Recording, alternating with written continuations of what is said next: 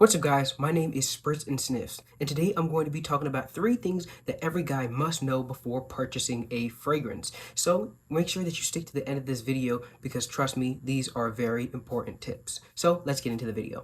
Now the first thing I think that is very important for most guys to know is how fragrances work. I'm going to put a chart on the screen for you guys to read, and as you can see that at the top of most fragrances, you have citruses, and then you have some light florals and herbs, you have your florals, and you have your green fragrances, you have your fruits, spices, woods, and balsam. You have your musks that's not really listed here, but it's going to be somewhere in between where spices and woods sit. Now, the reason I'm telling you that you need to know this is because when you read the notes of most fragrances, you can kind of decipher how long this fragrance is going to last. How? Because this chart kind of tells you so. So citrus fragrances are really not going to last that long. I mean, real citrus fragrances. I'm not talking about something that is citrus, but uses something to enhance the longevity. For example, Parfums de Marly Sedley. Parfums de Marly Sedley is at the top a citrus fragrance, but it kind of cheats a little bit by using musks to boost the longevity. That no longer makes it a solely citrus fragrance,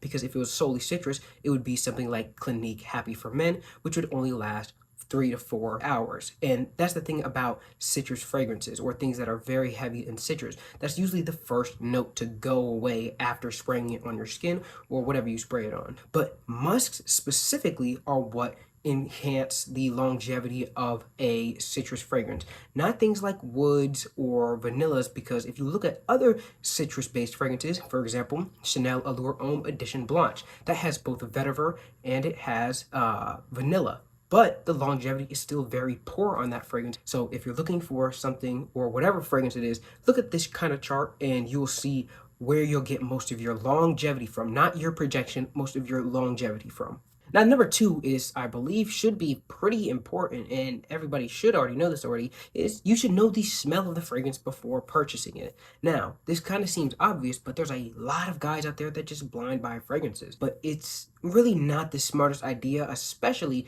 if you don't have disposable income for this kind of thing. Because with most fragrances, unless you're buying directly from retail, if you don't like the smell of it, you can't send it back. So if you are buying from anything that's not retail, I highly advise that you know what the fragrance smells like, because that also allows you to decipher if it's a fake or not. But of course, there's going to still be people that watch this video and blind buy fragrances. That's totally cool. If you like doing that, go ahead and do that. But if you want to be as safe as possible, I'd highly recommend smelling the fragrance and knowing if you're going to even enjoying it before spending 50, 60, upwards up to $250, $500 on this cologne. Especially if you get to $500 at this point, I think you should know not to spend that much before knowing what it smells like.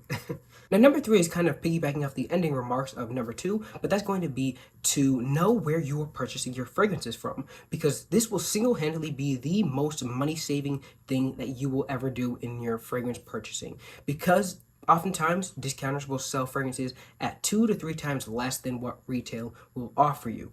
But of course, like I said before, with discounters and stuff, once you open it, that's kind of it for you. With retail, at least sometimes you can spray it a couple times and realize you don't like it and return it. But with discounters, that's not a thing. So I would highly recommend buying from discounters though, because if you already know what the fragrance smells like, you could get it for 2 to 3 times less. And that's just a much better deal in my opinion. But you do need to know that there is some other things you can buy from. For example, you can buy from Facebook Marketplace, eBay. A lot of people have a lot of success with doing that.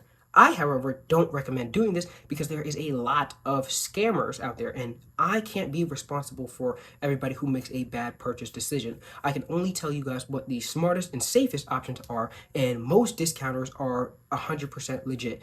The ones that I recommend are 100% legit. If you're scouring the internet and you find some random one, I cannot help you with most of those. I only have purchased from 4 different discounters from my memory. So what I would highly recommend, guys, is go and find discounters. I'll leave some of the discounters in the description down below for you guys that I purchased from, but I want you to really be safe when purchasing fragrances. You can really buy also off of just a single person or a single person's business. For example, I've mentioned before, I purchased from Fragrance Nevea. He's a guy that he sells fragrances with his girlfriend, and I've purchased from them. They're also legit, but that was kind of a leap of faith for me because I've never done that before. If you know somebody and you can get a good deal on something like that, I highly advise that if you know that they are legit. But if it's just some random person on eBay or something, I don't recommend it. So guys, that is my list of 3 most important things that every guy must know before purchasing a fragrance.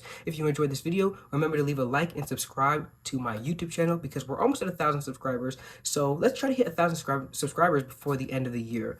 I appreciate everybody who's helped me get 778 subscribers at the time of recording. So let's get them numbers up. That's all I have for you guys. I'll see you in the next one.